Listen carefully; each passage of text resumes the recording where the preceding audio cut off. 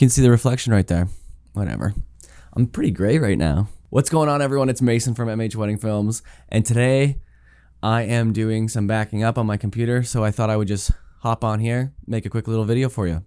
So whether you are a photographer or videographer, obviously booking couples is important. Duh. I just thought I would hop on here and share some of the ways that I've been booking couples, when I started, how I was booking couples, and kind of now how we're more established, how we are booking couples. So I think I'll jump in first on if you are a photographer or videographer just starting out in the wedding world, or you want to get into the wedding world, and you're kind of like, how do I start? Where do I book couples? How does this place work? What the heck do I do? That's what I'm here for. I'm going to help you. Obviously, this is just the way that's worked for me. It may actually not work for you, but I'm just going to give a couple different options that might work for you, and hopefully you can learn something from this. So the first thing I'm going to suggest if you're just starting out as a photographer or videographer is kind of ask around in your friends, groups, or family and see if anyone's getting married. And if they are, since you probably don't have a portfolio, offer to film or photograph their wedding for free. I know it sounds like, what the heck, why would I want to work for free? But honestly, if you don't have anything for a portfolio, you don't have any photos, you don't have any video, no highlight video, no kind of ceremony clips, no one else that doesn't know you is going to book you. They're going to be like, well, how would I book you if you've never filmed a wedding? You got to make sacrifices, and kind of, I think that's the way to build your business from the very beginning.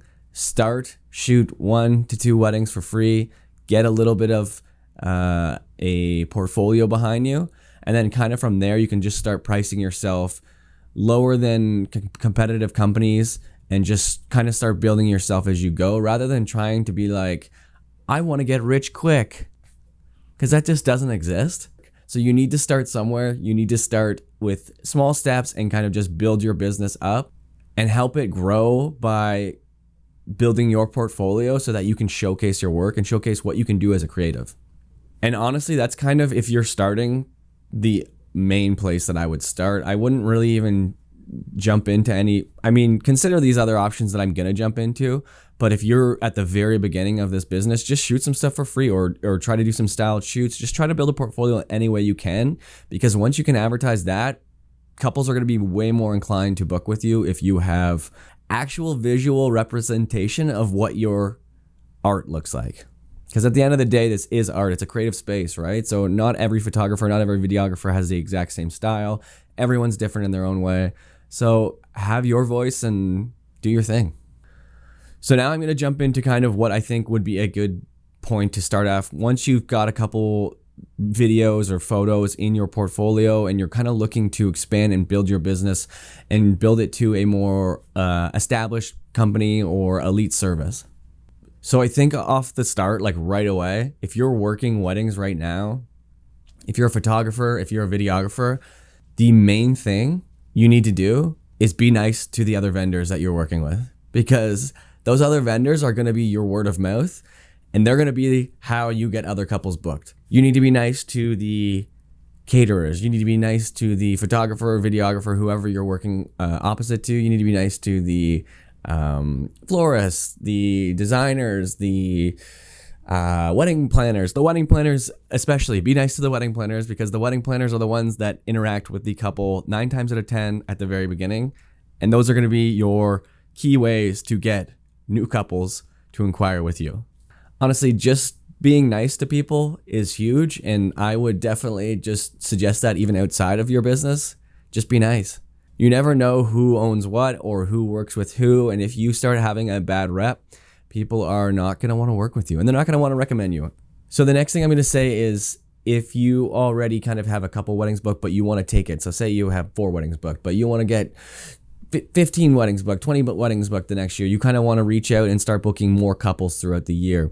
The next thing that I would say is signing up for a website of some kind that offers kind of like an all one-stop shop for couples to shop for wedding vendors. So basically they can come and they can look for photographers, videographers, whatever they need to book. And the main one, obviously, most people know is WeddingWire. So WeddingWire does have a annual fee. When I first started, I was on WeddingWire. And it did work. Like couples came through, they booked. But one thing you do have to consider is Wedding Wire is more of a one-stop shop. So people may not necessarily be looking for you. They may just be looking to fill their videographer needs. So that's why I'm saying if it's you going from 4 couples to 12 couples and you want to fill your year, I think Wedding Wire is a good option. I just had to jump back in here because I just wanted to say I definitely don't work for Wedding Wire. I've had okay experiences with it in the past, but honestly, it's becoming super, super expensive. And with literally free advertising at your fingertips, like Instagram, Facebook, of you just being able to post things and things like Reels now being able to blow up and get you exposure, I would honestly try to avoid using something like Wedding Wire. I kind of think that those services are a little bit played out, especially Wedding Wire. And there's new services, which I'm about to talk about, coming out that offer just the exact same thing, but they're totally free, and it's more of just a place to post content and not get charged crazy prices.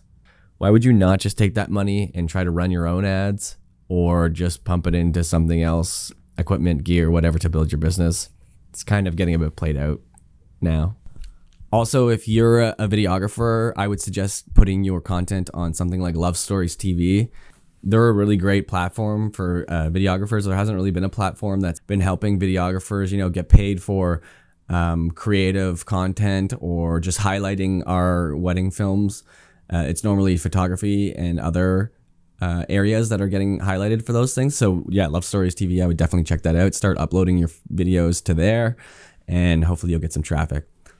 So next, I think if you're kind of past the point of Wedding Wire and you're not looking to kind of book through a service like that, or you don't want to go on that service for whatever reason, business-wise, not everyone wants to do it. Not everyone wants to pay for Wedding Wire, and that's totally fine. There is other options. The next option I'm going to suggest that you could do is trying to get on to a preferred vendor list. Preferred vendor lists, I think, are, if you can get on one, the best way to go, because you know the kind of couples that book at specific venues.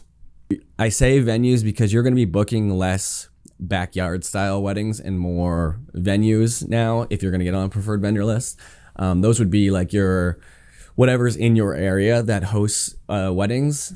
That's kind of the spots that you just should go in and just walk in and say, hi, do you have a preferred vendor list? Or send them an email and say, hi, do you have a preferred vendor list? Are you looking to add any photographers or videographers or any other service if you're a wedding planner? Whatever it is, you should try to just kind of like reach out and see what's available. Because like the worst people can say is no, right? So if you take your shot and you fail, you failed, but at least you tried, right? You can also just kind of ask around other people you might know that are already in the wedding industry and see what they're using in terms of, if they're on a preferred vendor list, maybe they can help you get on that list. Or just, ask around to your friends and see if they have couples ever asking for a photographer or videographer. And just say, hey, can you help me out? I want to book some more couples. That's what you could say. But that goes back to just being nice, just asking people. And don't just like walk up and not have a connection with someone and be like, hi, can I get on your preferred vendor list? Talk to them, interact, be friendly, and see what happens from there. Again, these are all just ideas. They won't necessarily work for everyone, but it's just suggestions of what could work and what's worked for me in the past, so maybe it will work for you. Also, if you're a photographer or videographer, start a YouTube channel. You can post your content there. You can start advertising there. You can have an entire portfolio of things there. Just build something. Just start shooting video. Don't just sit and hope that something's going to come and land in your lap, because it honestly probably won't. It might. That would be a great surprise.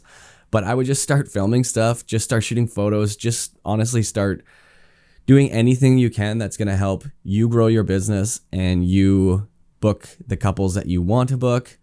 And that's honestly the 3 suggestions I really have for everyone today. I think there's probably other ways that you could do it, or other ways that others have done it. And I would love to hear in the comments below how you've managed to grow your business. I think that this is a great space for everyone to kind of share information. No one should really hide anything. It's also all available on YouTube already, so why would you try to hide things from people when they can just Google search it? yeah, I think that's it for today's video. Thanks for watching. Also, I haven't really said this in a lot of videos, but if you'd consider subscribing and liking these videos, that would be huge. I'm going to try and share more behind the scenes and details on my wedding business and kind of what's working for me, and hopefully for anyone out there that's starting out or anyone that's already in the space that just wants to watch these videos or see what's going on, yeah, might be helpful.